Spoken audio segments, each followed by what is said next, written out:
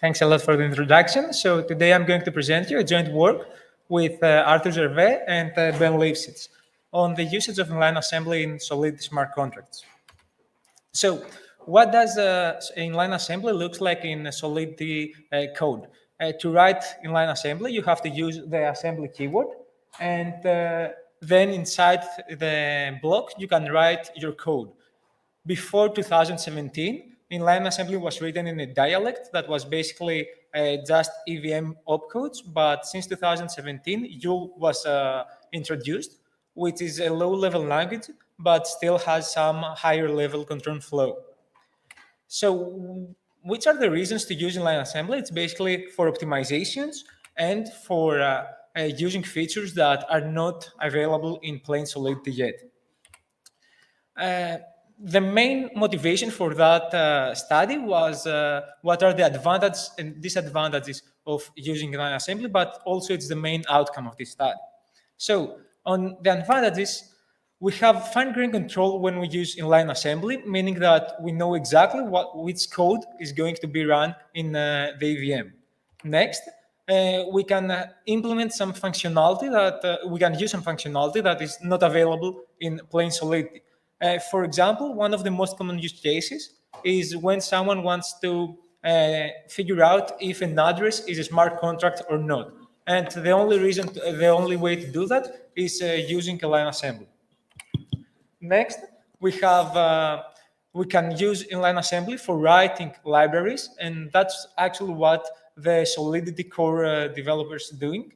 They're using YUL in order to implement a standard library that they are going to deploy in a couple of years. And finally, and probably most importantly, you can do whatever optimizations you want with inline assembly, mainly because you have completely control of the code that it's going to be executed. And although the low-level nature of that feature is what enables most of the advantages, it's also one of the disadvantages because writing low-level code, it's very error-prone, and it's usually easier to write code in a higher-level language. And that also means that code reviews become more difficult when you have many fragments of inline assembly, and also manual auditing work, it also become a little bit more difficult. One other issue is that when you write inline assembly, you basically write unsafe code, meaning that the compiler cannot do many checks in your code. And another issue is that many programs that program analysis tools actually neglect inline assembly. So usually the static analysis tools that neglect inline assembly are those that work on the source code. And unfortunately, most developers still use those tools. And for example, Slither just reports a warning that inline assembly can't be unsafe. So do not use it or use it with some care. And finally, in some rare cases, if you manipulate the memory through inline assembly, the compiler will not perform some of the optimization phases. So how we came up with the idea of doing that study was because back in few months ago, some of our collaborators sent with us for another project some code, and they were doing really weird things with inline assembly for optimizing their code because they were building something very specific that wanted to deploy it in Ethereum and be as efficient as possible. And it turns out that many contracts use inline assembly, and we wanted to study that feature because it's a really interesting feature and it hasn't received any attention from the academic community.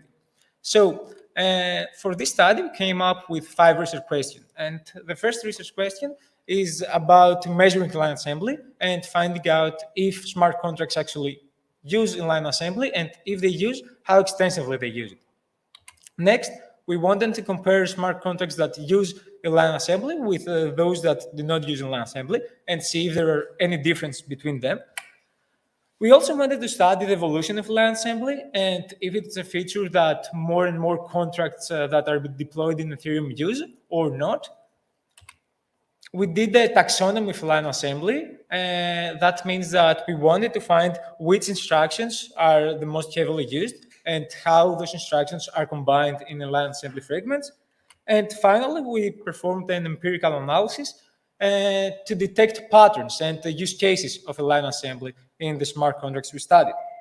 So to do our study, we first had to collect a dataset. To do so, we used something that I call as a metadata provider here, which is basically our own archive nodes, but also because that was a bit slow, we used Google's BigQuery to get all the addresses of smart contracts deployed in Ethereum, along with some metadata for those addresses, the transaction number, token transfers, balance, etc.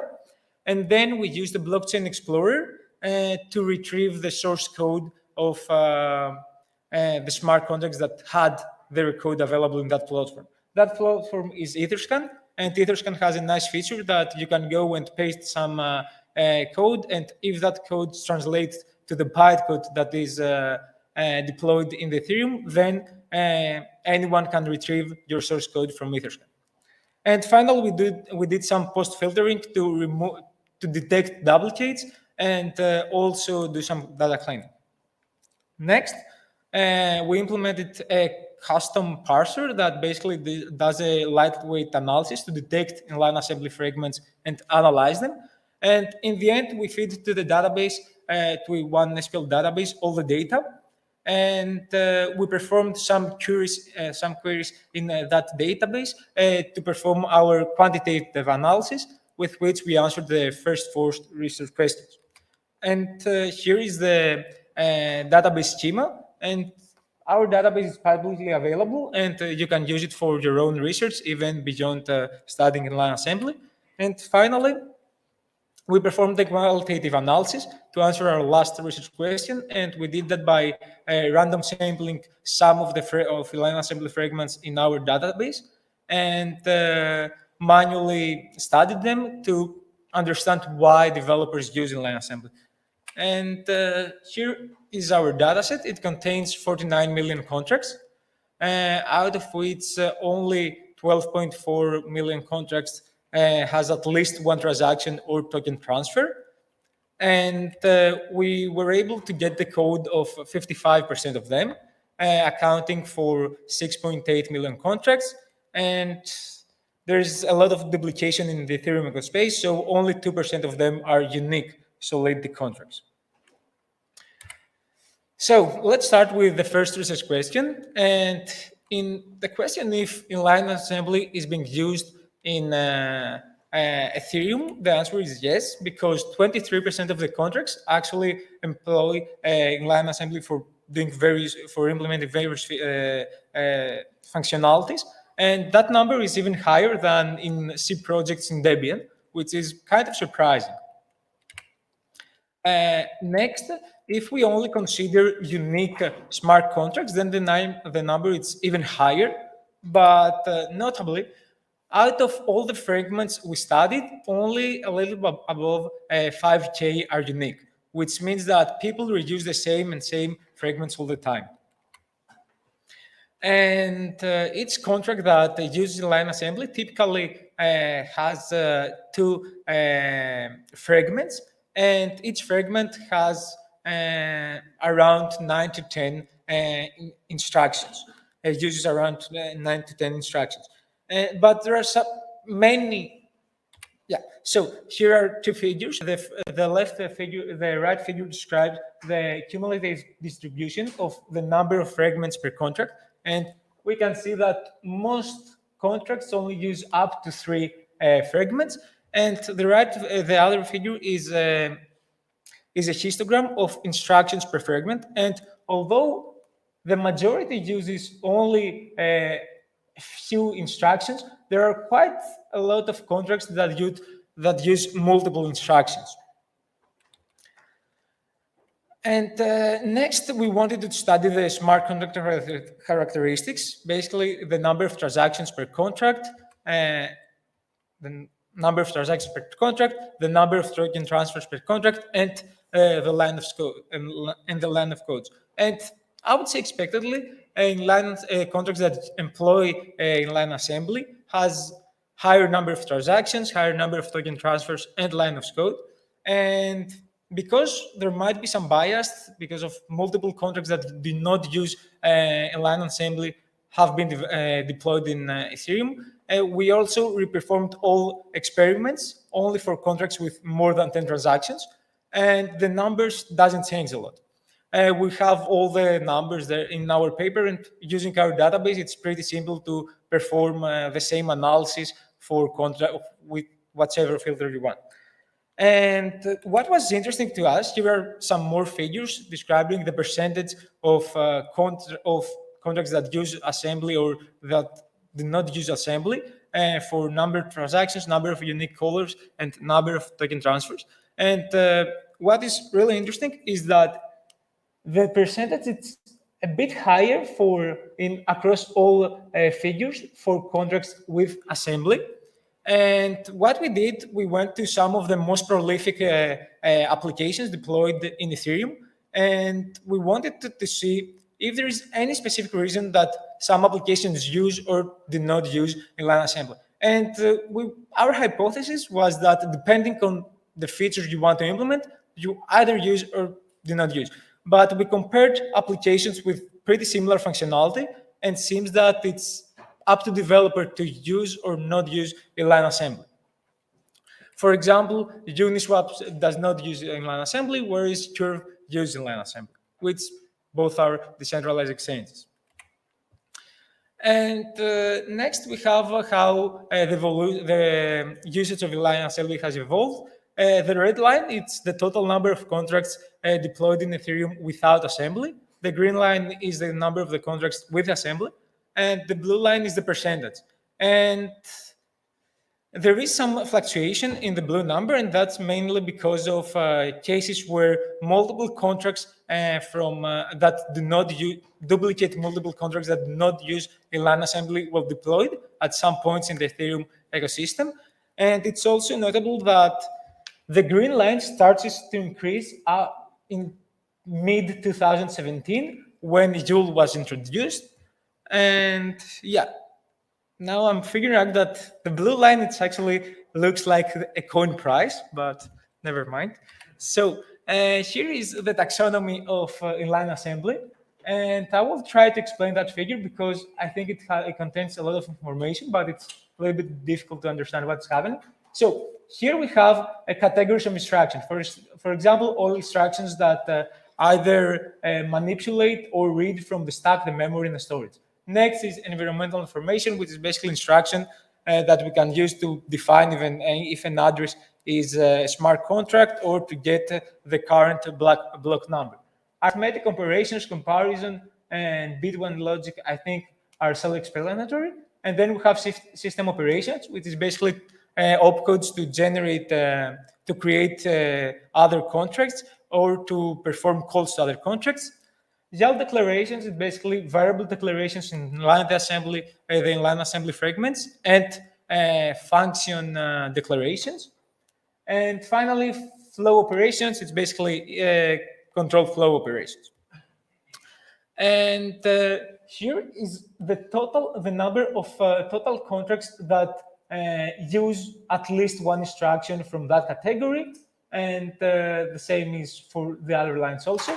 And in that part of the figure, we have the number of contracts that use at least one instruction from all those categories. So we can see that in most cases, fragments contracts use multiple instructions in combination to perform what they need to perform. And the only outlier is environmental information. And it's basically because of that case we have already discussed, that developers want to find if a contract is, if an address is a contract. And another important finding is that only 37 out of 85 instructions are used in at least 1% of the contracts, meaning that if you want to support inline assembly, for most cases, you only have to support 37 instructions. The 85, it's a bit low because we consider all the push instructions, all the dump instructions, etc., as a single one. And that leads us to our final research question about uses of line assembly. And we identify 10 most commonly used patterns. And we also here have 3 columns that describes, for example, if the functionality is not available in Solidity, and that's why people use it, if they use it mostly for optimizations or not, and if that fragment can be used by itself or is usually used in combination with another inline assembly fragment. And that results are after investigating 170 inline assembly fragments with using different criteria to get these fragments. And that led us to the implications of our study. So, in the question if inline assembly is used in the Ethereum ecosystem and in Solidity smart contracts, the answer I think is yes, and many contracts use it. So it's a feature that we need to understand better, and we have to develop better tool support for inline assembly in Solidity. And yeah, that was my second point.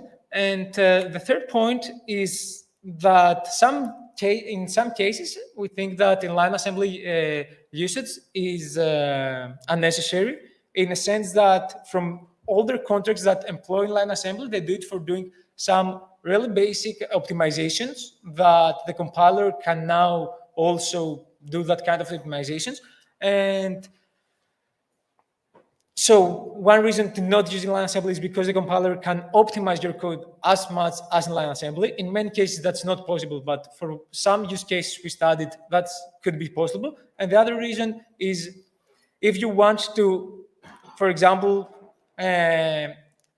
use a feature that's not available in Solidity, we had some discussions with the core developers from the Solidity team, and they told us that the goal and the reason why they developed Yule, it's one, to enable better optimizations on the compiler side, and secondly, to have a way to implement a standard library in the Yule dialect that has many new features that currently are not available in inline assembly. And next, what is also really interesting is that there are some pretty standard patterns why people use inline assembly, and maybe one future work idea will be to implement some domain-specific optimizers that will get normal Solidity code, and they will produce highly optimized inline assembly code in cases where the compiler does not have much context to do very aggressive optimizations. And yeah, what else we need to do more to further study the security implications of inline assembly and some common pitfalls that developers should try to not have in their code. And that's about it. All our data are available in our GitHub repository, and also our paper is publicly available. Thanks a lot for your attention. Thank you. All right, we have a lot of time for questions.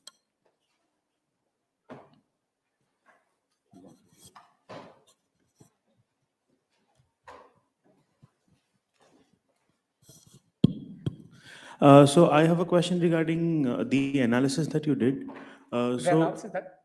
Regarding the analysis that you did, did you convert the smart contracts into bytecode and like try to analyze the bytecode as well, or like is it at the AST level? Or no, we didn't do that because if we were able to do that, then we will go and retrieve all the bytecode. But you can't really understand when some bytecode is produced by line assembly or not.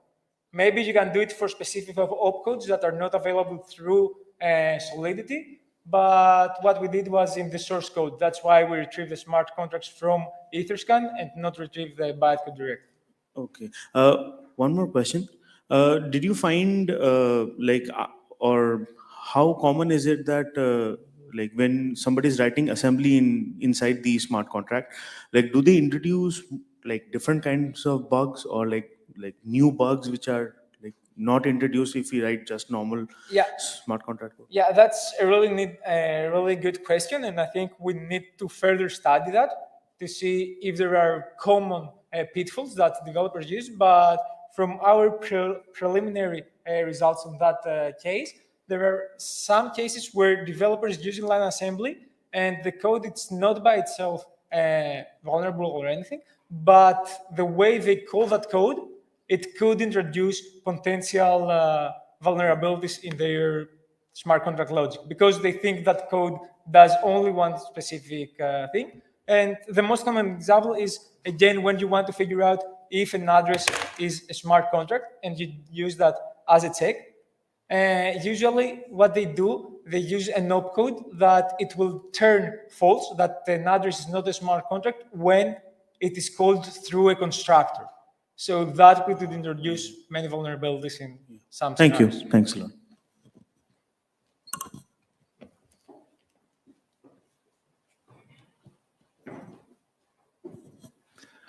Thank you for the talk. So I'm trying to understand your methodology a little better. Your universe of contracts is some 100,000, you said, something like that? How is that selected? Actually, it was pretty opportunistic. We went and downloaded and tried to get all the addresses that are smart contracts in the Ethereum. That's more than 4 times. There are at least 600,000 by now. So that's a little off there. Yeah. So the cases we might have missed some contracts is when a contract was self-destructed in the past. So that one case, I don't know what the exact number. Probably your dataset has more complete numbers on that, so you might help on that on this end. And yeah, the way we did that was we started doing it through some archive nodes, but that was really slow, so it couldn't scale. And then we found a data set in Google BigQuery that it has been used in other studies also. And we tried to validate some of the data by random sampling some blocks and check if our archive node has the same results with that data set. Okay. But it's definitely not the ground truth. And I also, in a similar study published, again, they claim an even lower number for total smart contracts. So yeah. No, the unique... Your dataset could be really yeah, useful. our in that data end. set has everything, that Yeah. contract library, so it definitely has everything on Ethereum and other chains. But so the other question, the hard thing is you looked at the source code, right? Mm-hmm. And on Etherscan, when you got the source code, the big caveat there is that Etherscan lists all the files. Mm-hmm. And it considers the source code to match the bytecode if even one of the files matches. So did you do anything about that? Because most of the large protocols, they list 25 different files, and one of them could have one assembly instruction. But the actual contract at that address is about some other file which has no assembly in it. Did you do anything to remove that bias? That's a really good question, and unfortunately, we couldn't do anything like that because we didn't have the whole image. The best thing we could do was to trust Etherscan at that end. Okay, so just to quickly give you numbers from our database, if we don't do that, if we don't do anything, if we just do the query, which I think you did, which is if any of the contracts listed as source on Etherscan have assembly in them, it goes to over 50%. Over 50% of them have assembly, but we didn't clean for any other bias. So that's just a data point. But it's very interesting to be going into that, and especially into the reasons why people use If you are willing to maybe run our analysis in your dataset, not share our dataset, that could be also interesting. Okay. Cool. Yeah, nice talk, thank you.